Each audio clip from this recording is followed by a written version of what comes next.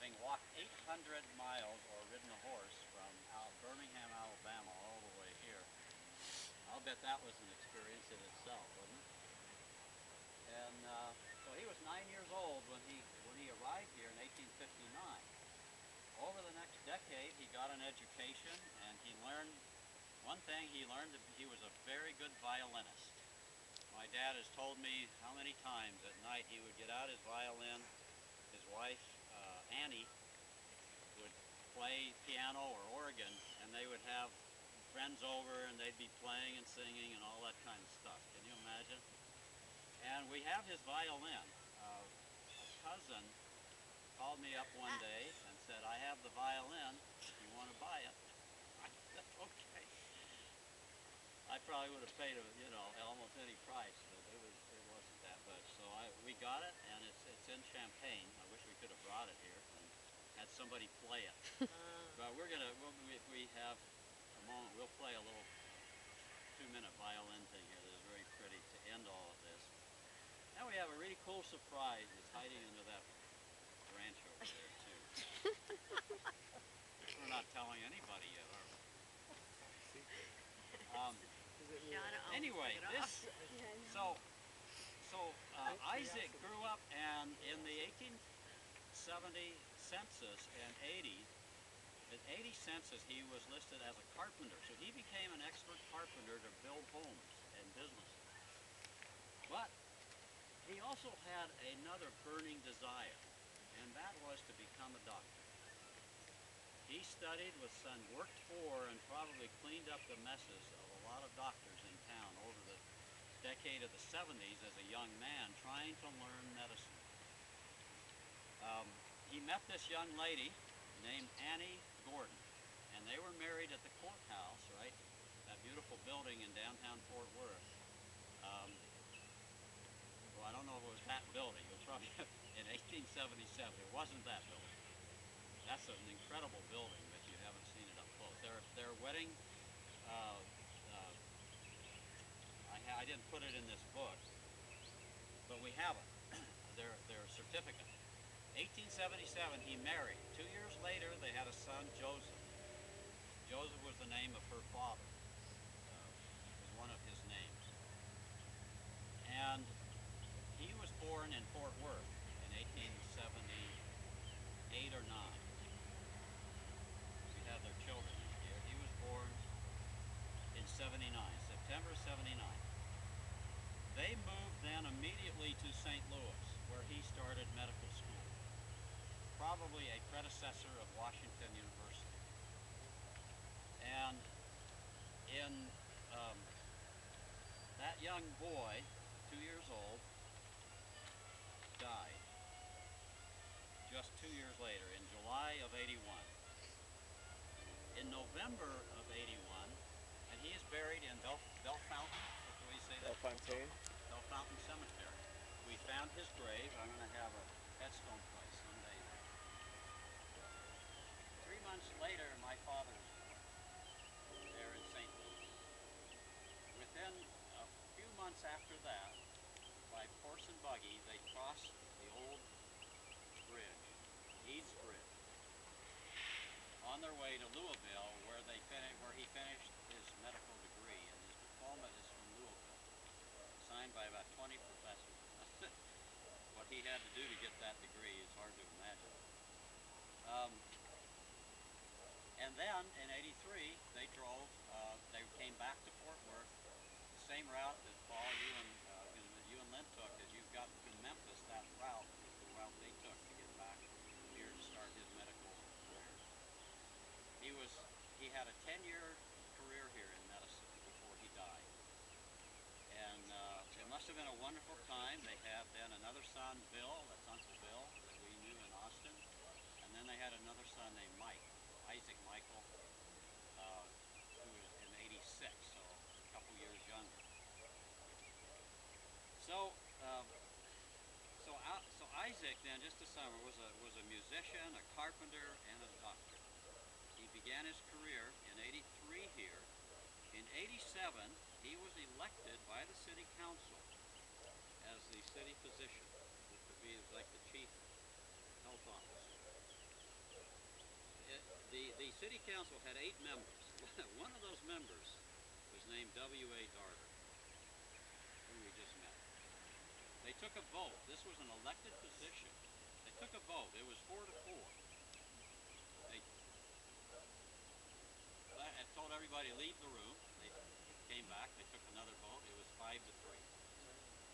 Shaver Isaac. You can only imagine what W.A. Darter did in that room to change somebody. No, I don't know. I'm just kidding you.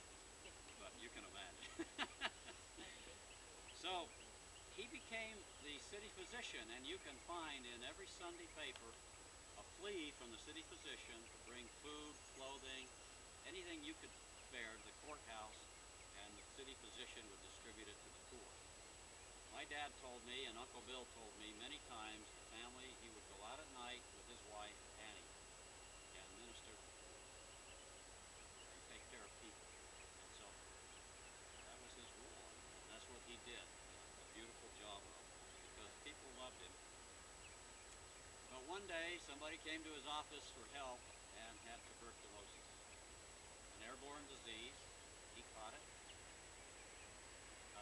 In May of 1893, he realized he was not going to make it. This was called consumption, and his death certificate is called consumption. And it was the #1 killer in the 1800s. It was tuberculosis. His lungs filled. It took him months to die. He died in October. And he went to, the reason we know that he knew it, because he went to the lawyer, took Annie to the lawyer in May, made out a will. We have the will. And by the way, all of that is written in a document we have. I think most of the kids have one. But I have a couple copies if you don't. I copied it. The whole the will is in that. It's in his life story. Took his wife Annie, left everything to her.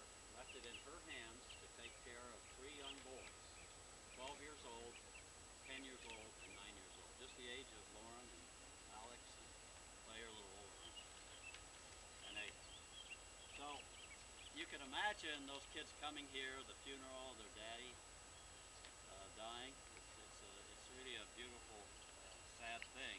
This was right on here is written by the doctors of Fort Worth and given to his wife, Annie, that in his death, the community has lost a good citizen. The poor, a friend in time of need, the medical profession, a studious and honorable member, his family, a faithful and loving husband, a kind and affectionate father. Oh, would you, Alex, grab the pictures down there? Oh, you've got them, yeah. Would you hold up the pictures of him? That's medical school. The next one is in the healthy part of his career. Look at this guy. Curly beard. Isn't that tough? Big beard. And we have a picture of his office, I think is next. Oh, this is, yeah, a lady in the medical library, a UT, found this in the medical journal. This is an invention that he made. It's a, what's that called? A laryngeal catheter. This is a device that a doctor can have in their bag that if a guy is choking in a restaurant or somehow gets unable, that goes down in the throat, and this will help him breathe and save his life immediately without a, what do you call it, tracheotomy. Without cutting into this would save his life. This, I think, is patented. We've got to look for it. It's made by George Tiemans in New York. And then it tells an interesting story, you know, how this can be used in diphtheria and croup and all other kinds of obstruction and respiration. Isn't that neat to find something like that? And then his final picture, if you look, compare this picture right here with the full beard, you can see how frail he is. It's shocking of what tuberculosis did, you know. What's the next picture? Oh, this is his office. This is where the Fort Worth Convention Center is. His office is where it was, and that's his horse. I found a newspaper article that said, last night Dr. Carter's buggy and horse was stolen. So that's him sitting there with the beard. That's probably his horse or one of his buddy's horse. You can imagine.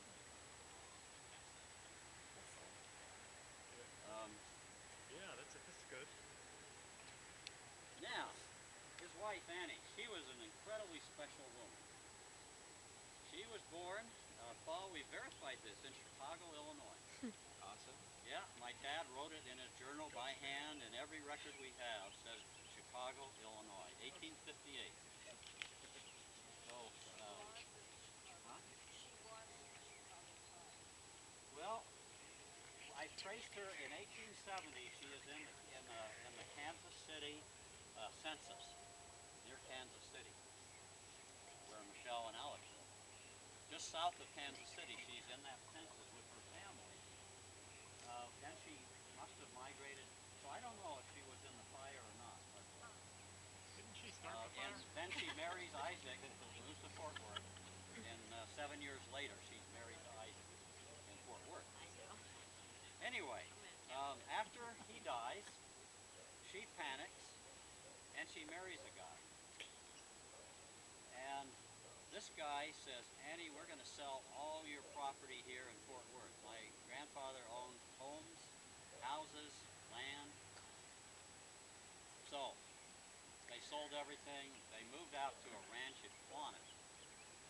And it was a rough life. Apparently he, started beating the kids. My dad ran away 3 times, came back to Fort Worth, got on a train from Quanah, which is towards Amarillo,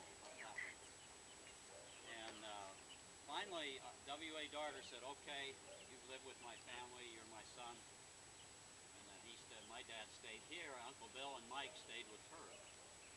Well, they had such a hard time there, they moved then finally down to Galveston, about 1898. They had started a big chicken farm. They had 1,000 chickens north of Galveston in this little village called League City. But what happened in 1900 in Galveston? Hurricane? Huh? Hurricane? Hurricane? Yeah, the biggest natural disaster in this country ever happened. 8,000 to 10,000 people lost their lives. The water came up in the bay, flooded, killed all their chickens, it washed their house away. Uncle Bill said only 3 houses in all of League City, let Galveston, was totally destroyed. So he died shortly after that, and a very prominent guy. She must have been a lady that, just a beautiful, vivacious, and caring and loving kind of a woman, from what Uncle Bill and my dad told me. Another guy named Reese fell in love with her instantly, and she loved him. And they married and had a very happy life for 2 years. And all of a sudden, she had cancer. She came here. The doctors of Fort Worth agreed to do surgery on her. She came here, had the surgery, died in the operation. And her husband wanted her back to be able to go to her grave in League City, and so she was taken back. And this is her grave that we found. You see some of your friendly faces on this.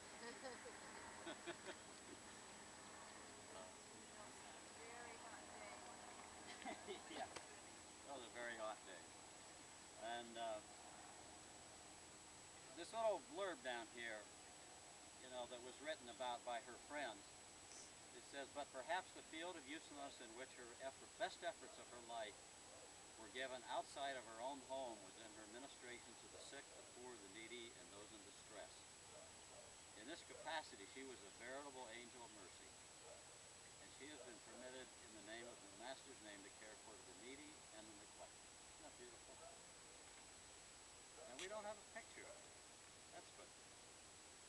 My dad saved a lot of pictures, but he never had one, and I don't know. It's maybe somewhere.